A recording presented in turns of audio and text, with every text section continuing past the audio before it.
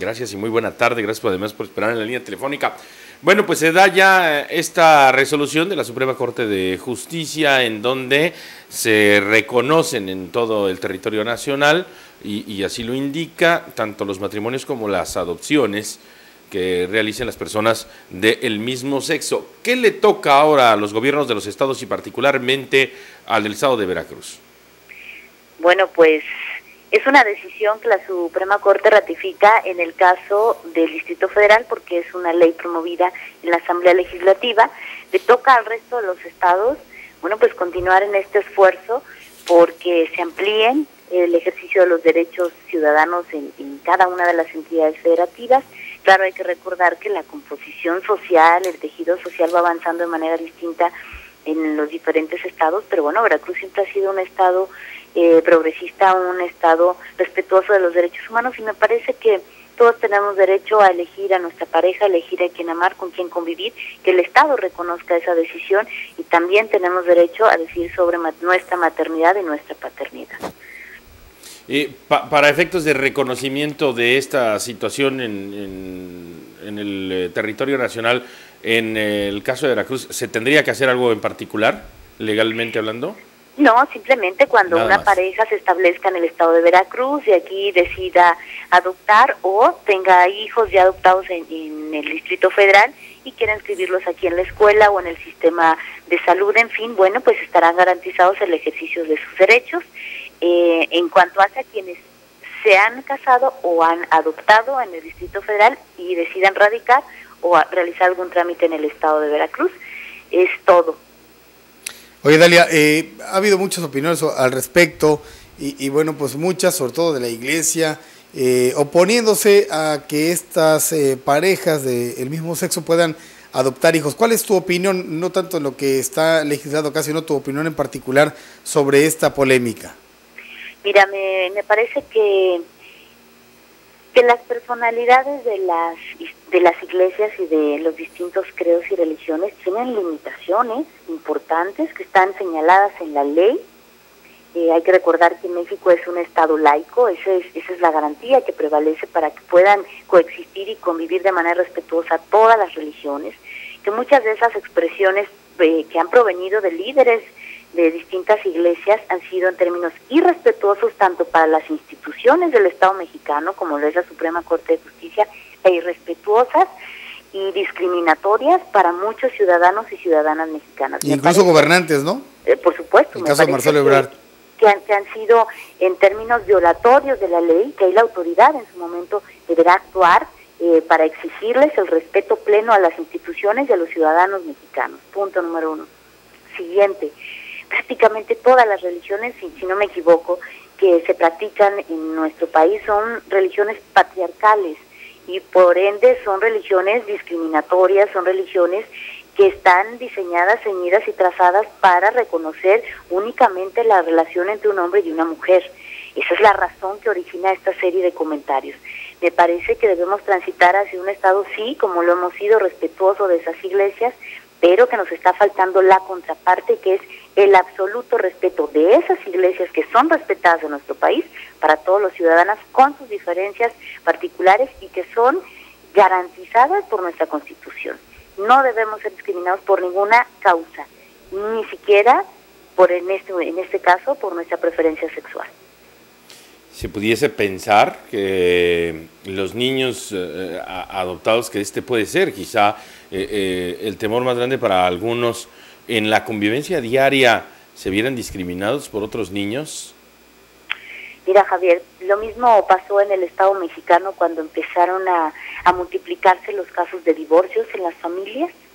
Lo mismo sucedió cuando empezaban a darse algunos otros cambios en el tejido social de nuestro país.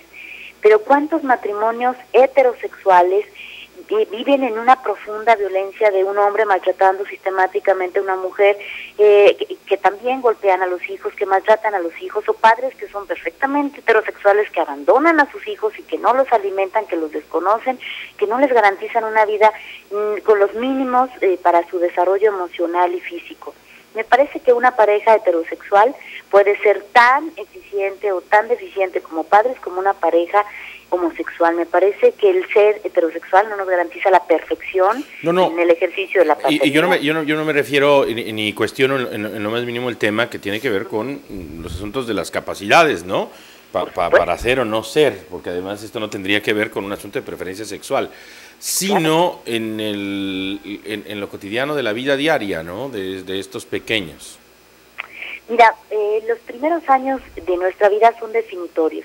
Lo importante en esos 7 primeros años de vida es aprender a amar, es aprender a respetar. Y me parece que amar es una cualidad humana, es un deber humano que se aprende en el seno de la familia.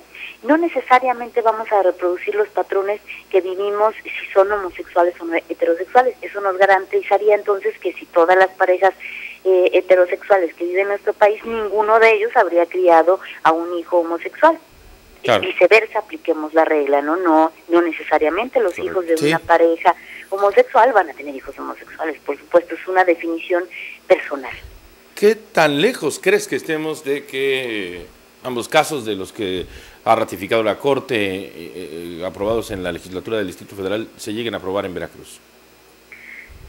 Yo siempre he sido optimista, luchadora por muchos temas, por muchas agendas, pero también te puedo decir con toda honestidad que me ha tocado enfrentar barreras muy sólidas.